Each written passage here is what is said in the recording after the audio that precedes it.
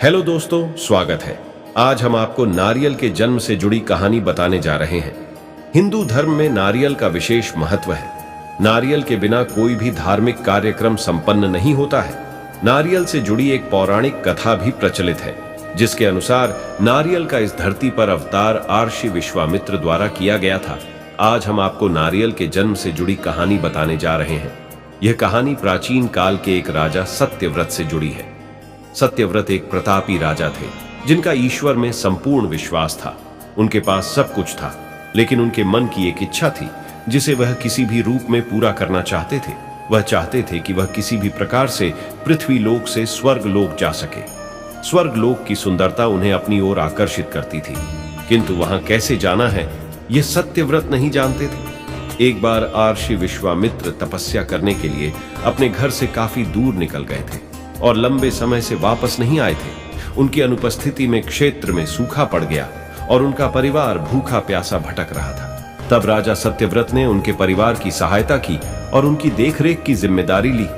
जब ऋषि विश्वामित्र वापस लौटे तो उन्हें परिवार वालों ने राजा की अच्छाई बताई।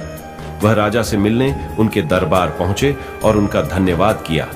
शुक्रिया के रूप में राजा ने ऋषि विश्वामित्र से एक वर देने के लिए निवेदन किया। ऋषि विश्वामित्र ने भी उन्हें आज्ञा दे दी। तब राजा बोले कि वह स्वर्ग लोक जाना चाहते हैं, तो क्या आप मुझे अपनी शक्तियों के द्वारा स्वर्ग लोक तक पहुंचा सकते हैं? अपने परिवार की सहायता का उपकार मानते हुए ऋषि विश्वामित्र ने जल्दी एक ऐसा मार्ग तैयार किया जो सीधा स्वर्ग लोक को जाता था। राजा सत्यव्रत खुश हो गए और उस मार्ग पर चलते हुए जैसे ही स्वर्गलोक के पास पहुंचे तो स्वर्गलोक के देवता इंद्र ने उन्हें नीचे की ओर धकेल दिया। धरती पर गिरते ही राजा ऋषि विश्वामित्र के पास पहुंचे और रोते हुए सारी घटना का वर्णन किया। देवताओं के इस प्रकार के व्यवहार से ऋषि विश्वामित्र भी क्रोधित हो गए, परंतु अंत में स्वर्गलोक के देवताओं से वार्तालाप करके आपसी सहमति से एक हल निकाला गया। इसके मुताबिक राजा सत्यव्रत के लिए अलग से एक स्वर्गलोक का निर्माण करने का आदेश दिया गया। यह नया स्वर्गलोक पृथ्वी एवं असली स्वर्गलोक के मध्य में स्थित होगा, ताकि ना ही राजा को कोई परेशानी हो और ना ही देवी देवताओं को किसी कठिनाई का सामना करना पड़े। राजा सत्यव्रत भी इस सुझाव से बेहद प्रसन्न हुए, किंतु ना जाने ऋषि विश्वामित्र को एक चिंता ने घेरा हुआ था। उन्हें यह बात सता रही थी कि धरती और स्वर्गलोक के बीच होने के कारण कहीं हवा के जोर से यह नया स्वर्गलोक डगमगा ना जाए।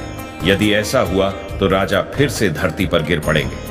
इसका हल निकालते हुए ऋषि विश्वामित्र ने नए स्वर्गलोक के ठीक नीचे एक खंबे का निर्माण किया, जिसने उसे सहारा दिया। माना जाता है कि यही खंबा समय आने पर एक पेड़ के मोटे तने के रूप में बदल गया और राजा सत्यव्रत की मृत्यु के पश्चात सत्यव्रत का सिर एक फल बन गया। इसी पेड़ के तने को नारियल का पेड़ और राजा के सिर को नारियल कहा जाने लगा। इसलिए आज के समय में भी नारियल का पेड़ काफी ऊंचाई पर लगता है। इस कथा के अनुसार सत्यव्रत को समय आने पर एक ऐसे व्यक्ति की उपाधि दी गई जो ना ही इधर का है और ना ही उधर का, यानी कि एक ऐसा इंसान जो दो ध्रुवों के बीच में लटका हुआ है। तो दोस्तों, आज हमने बात की कैसे हुआ नारियल का जन्म और कैसी लगी आपको हमारी यह वीडियो। अगर अच्छी लगी हो तो प्लीज इस चैनल को सब्सक्राइब करें, क्योंकि हम ऐसी अनोखी वीडियोस लाते रहते हैं और लाते रहेंगे। धन्यवाद।